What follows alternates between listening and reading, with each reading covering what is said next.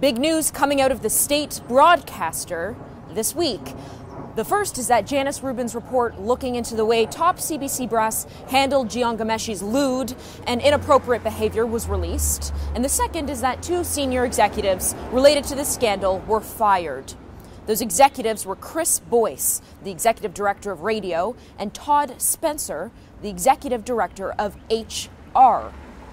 These 2 men weren't lowly producers working on Q. They were VP-level executives of the entire network.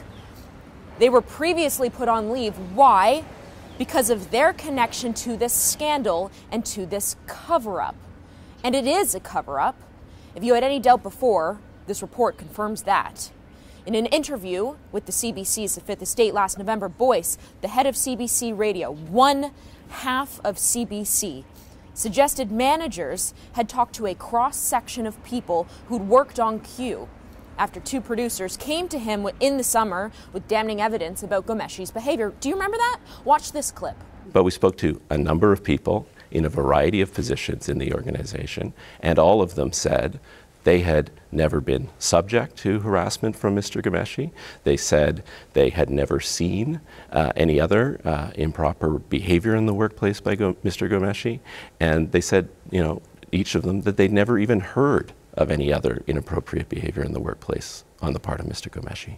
Remember that? Remember when this senior VP said he'd spoken to people and not a mere sniff of impropriety was detected? Gillian Finley, the host of The Fifth Estate, quickly contradicted him by revealing that they'd done their own investigation and spoke to 17 members of his staff who had, in fact, never been approached by CBC management. But the lie doesn't stop there, folks. Boyce knew of Ghomeshi's behavior. He'd been made aware of it months before.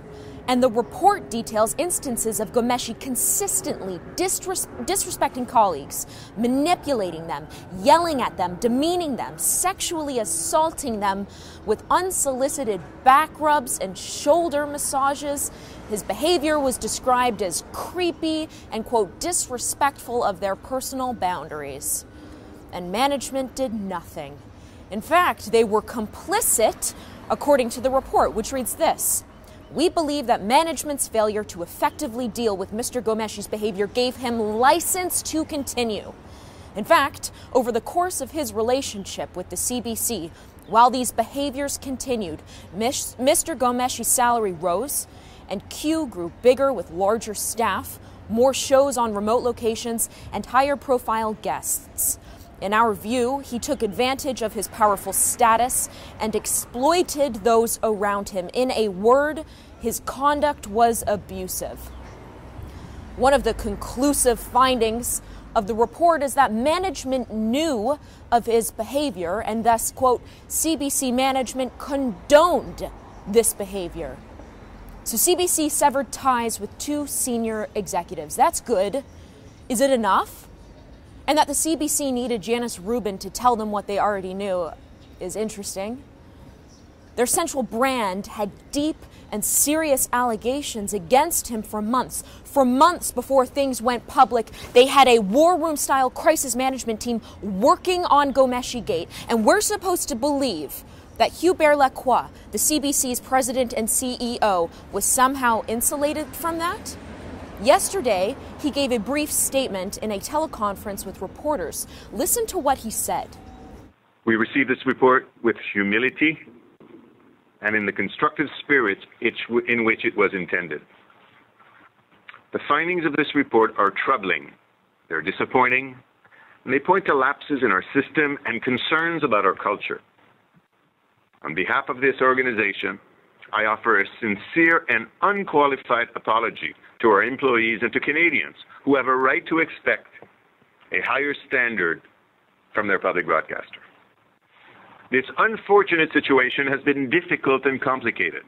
Unfortunate? Troubling? Disappointing? Those aren't exactly the adjectives I'd use to describe this corrupt scheme to conceal Ghomeshi's scandal. Remember, folks, your tax dollars.